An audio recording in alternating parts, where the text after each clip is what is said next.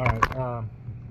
So yes, we've used red snapper for bait for shark fishing for years because it's not part of the listed game fish list Texas Parks and Wildlife has out.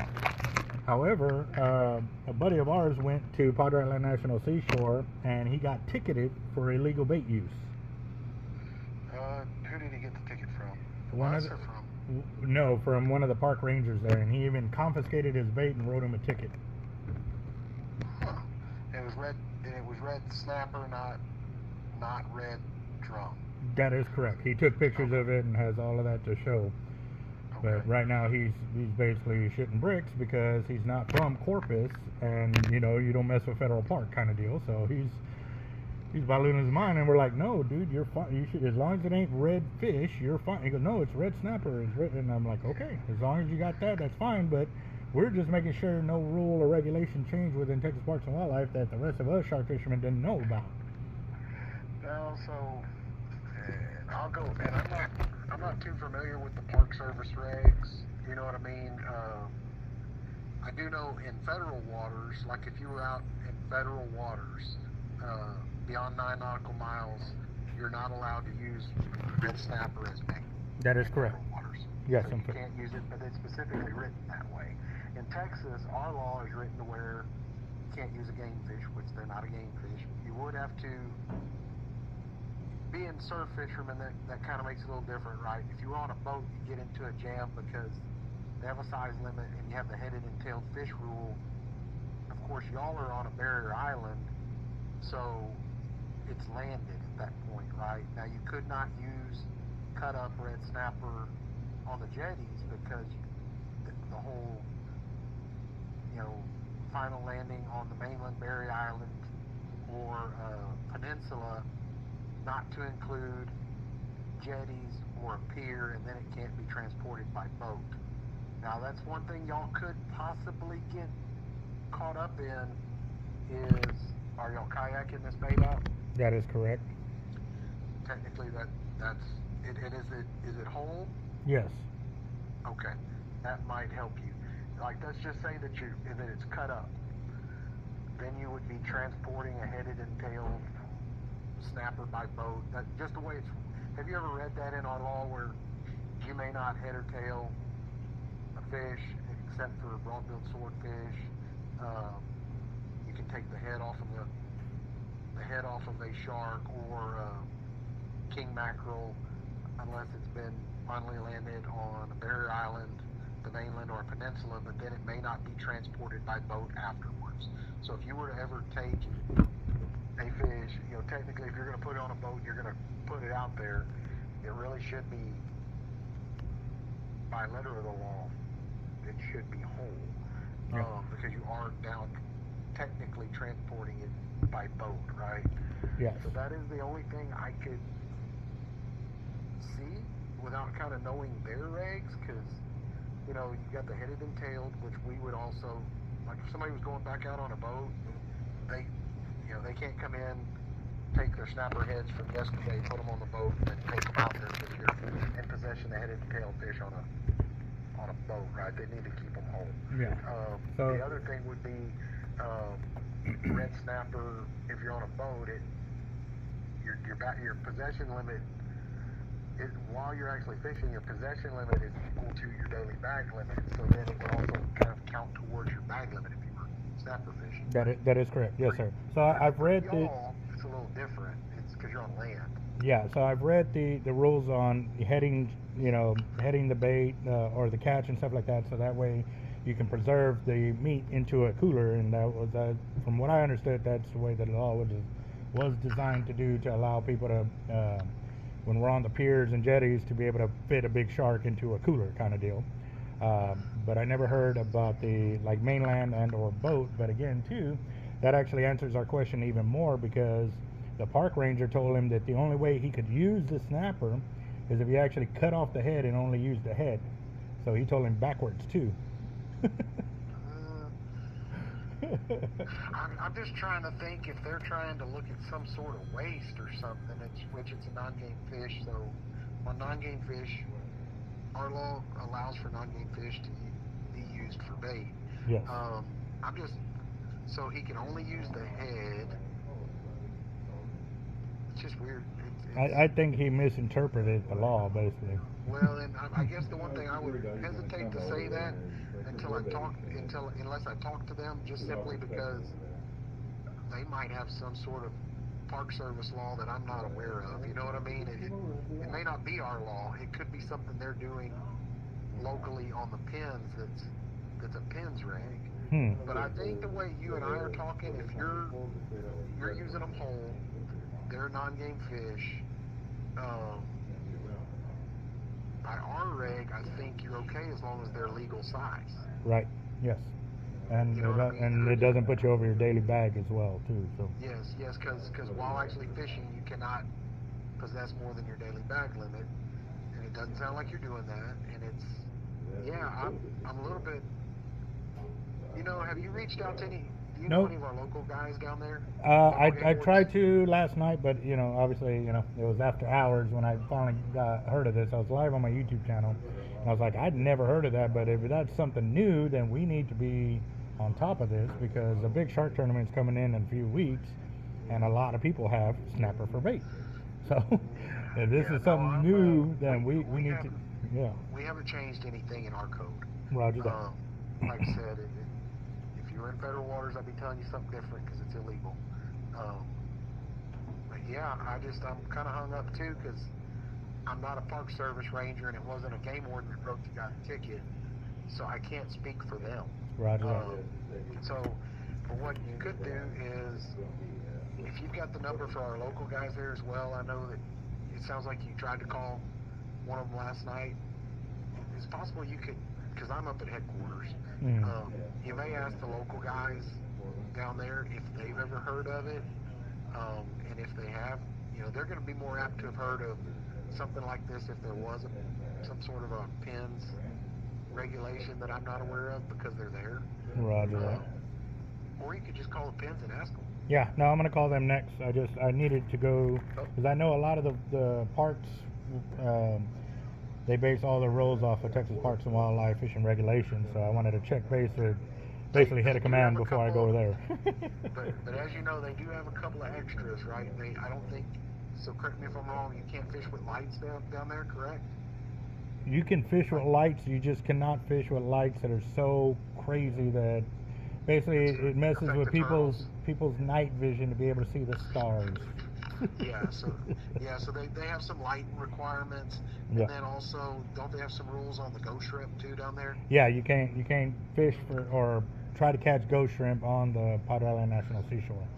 So I would say that they do sometimes go beyond what Texas has. So it's definitely something that I would call them on to ask them what they're filing, and if it's federal, then I guess that would be something that y'all would probably want to point out. If it's not, one of those deals where they may need to reach out to us to make sure everybody's on the same page. Roger that. If it's the state stuff, like I said, I hate to question anybody because I wasn't there. Exactly. So, but no, did that help you? Yes, sir. Like yes. You and I are on the same page. Yes, sir. Yeah, we are definitely on the same page. I'm going to go and give them a call because, again, too, I also run a tackle shop. So if I'm passing out this info, I am definitely not trying to get fishermen into trouble. Which one do you have? Hard Life's Bait and Tackle out of Corpus Christi. Okay, I've been in your shop before. Yes, sir.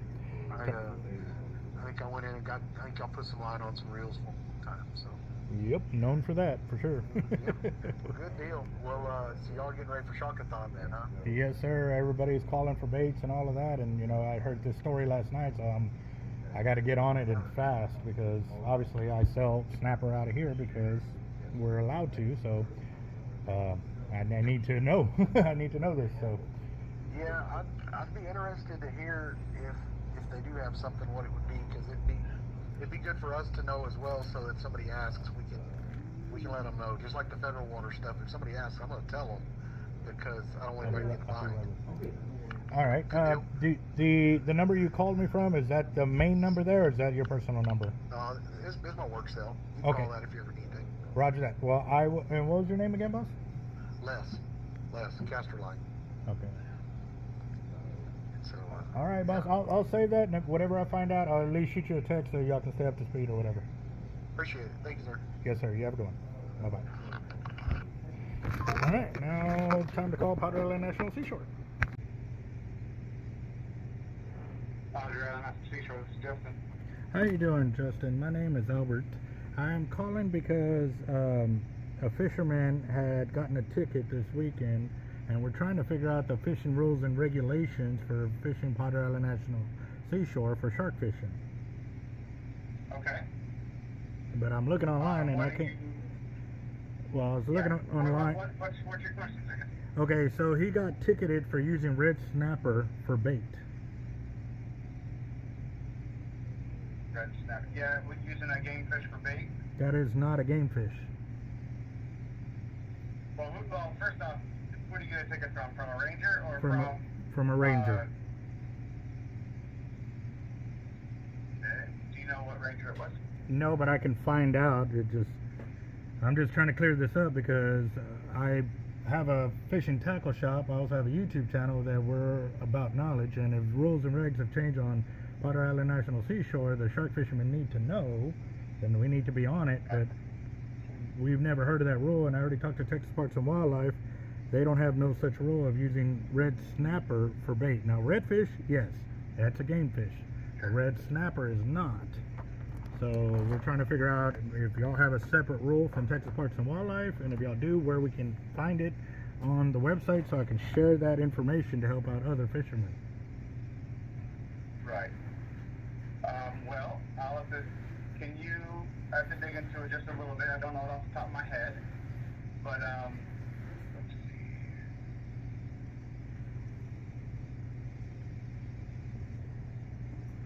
It's probably a CFR violation, so.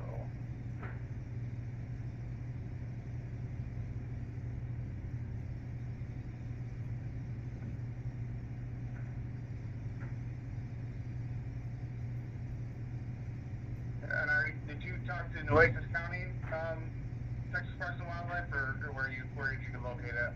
I'm out of Nueces County, but I called Texas Parks and Wildlife up in Austin.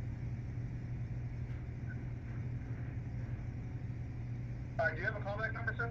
361-215. Okay, and what was your name again? Albert. Yeah. Okay. 25.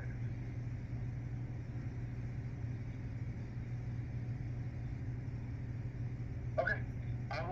I'll pass this on to one of my sergeants, and when was the citation given? This weekend, I believe it was Saturday. Okay.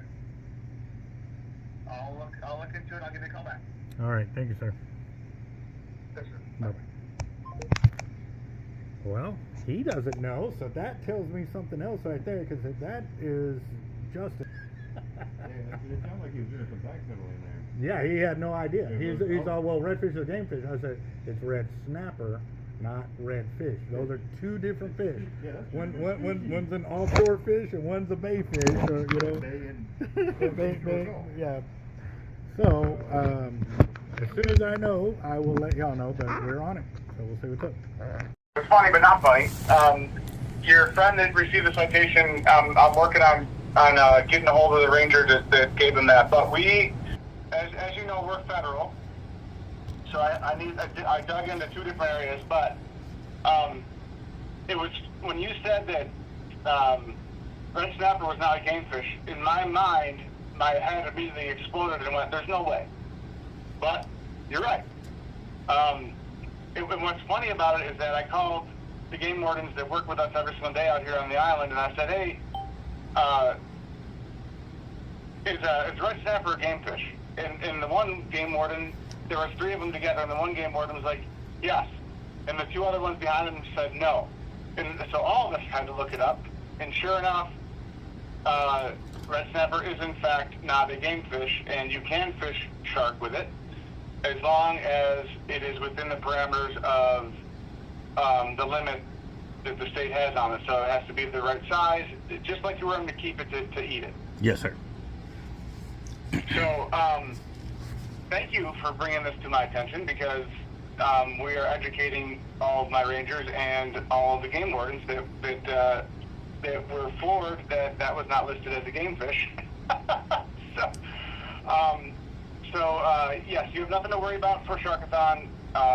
We're educating everyone right now to make sure that we knew about that. And I will, as soon as that ranger comes back on duty and he's on his blue days, I'll have him reach out to your friend that got the citation. Roger that. Thank you, sir. Not a problem. Like I said, man, thanks for bringing that to our attention, and it was a good educational moment for us.